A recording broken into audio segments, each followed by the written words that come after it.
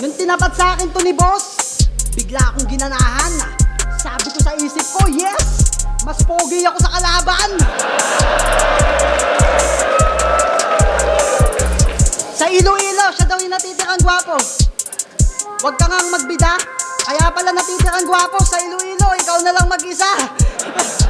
Pero sikat to sa lugar nila. Pag may rap battle, siya yung laging dinadayo.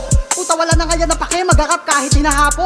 Mula umagat ang haligabi kasi yun ang kanyang pinangako. Ikaw yung tipong may talentong hindi ilalabas, dat tinatago. Pero yung mayor nila, sobrang favorite siya, yung mukha niya pinatato.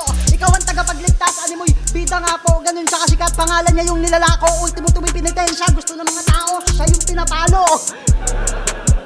Tapos sasabihin mo sa lugar nyo, ikaw ang goat. Doon ako nag-doubt. Hindi ka goat, tanga, meron ka lang gout. Alang-alang sa kalaban ko natatanga-tanga. Sarap basagin ng panga. Ay kitang ilang milya din ang tinawid at pinanis kang kinang ina ka. I-remind din kita, gago mukha kang tinapa na